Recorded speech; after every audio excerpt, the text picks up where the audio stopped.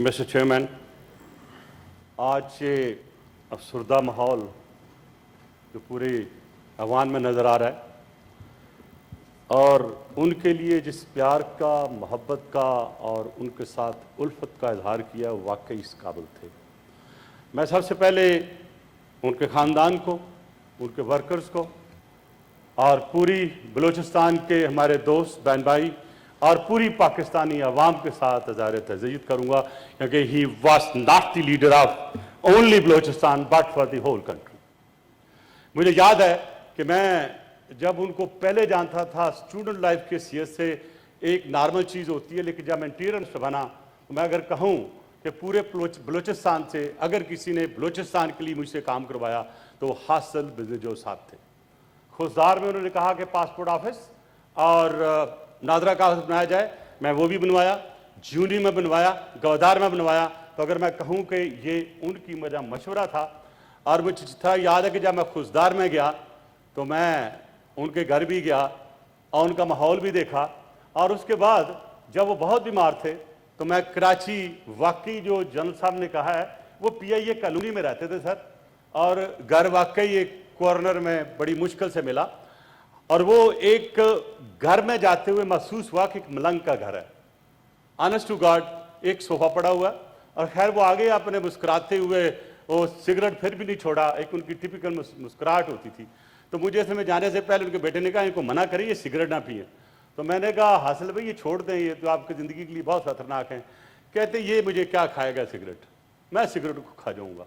वो एक बड़े ही मुसम्मम इरादे वाले इंसान थे और मैं समझता हूँ कि ख़ास तौर पे उन्होंने जो काम बलूचिस्तान में पूरे लोगों को साथ लाने के लिए एक कंसेंसस का रोल अदा किया वो बहुत ज़्यादा था।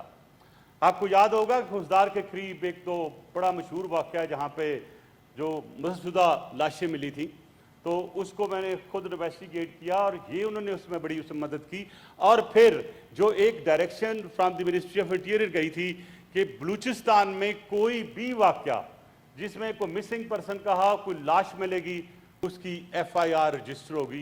And that was the first time कि वहाँ पे FIR दर्ज होनी शुरू हुई और मैं वो भी डेडिकेट करूँगा मेरे दोस्त, मेरे भाई हासिल बिजनेजो साहब को।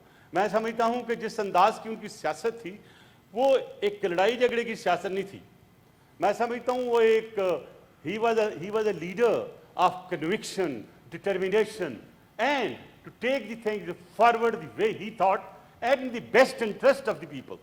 और मैं ये कहूँगा, ये गलत ना होगा कि वो मजलूमों की आवाज़ थी, वो बलूचिस्तान के हकूक़ की आवाज़ थी। जी मलिक साहब, जिस तरह मिस्टर चेयरमैन उन्होंने ये हमारी जो स्कीम चली थी गाज़ी हकूक़ बलूचिस्तान, उनमें भी उनका बहुत रोल था।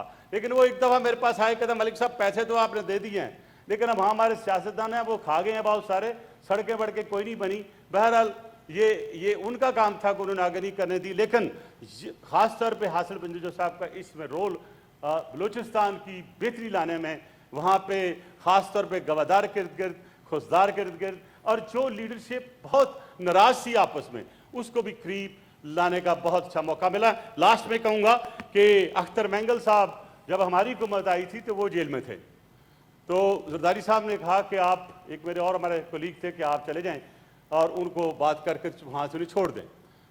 मैं वहाँ गया, जाने से पहले मैंने हासिल बिजनेजो साहब से बात की और मैं इन्फॉर्मेशन का उनको आलम बताता हूँ। उन्होंने कहा कि ये जो मैंगल साहब हैं ना अकेले बाहर कभी नहीं आएंगे जब तक इनके वर्कर ना जाएंगे, आप ज़रा ये सोच के जाइएगा। और वाकई जब मैं गया तो मैंगल साहब ने मुझे कहा कि मलिक साहब मैं उस वक्त जाऊंगा जब मेरा लास्ट वर्कर भी जेल से निकल जाएगा।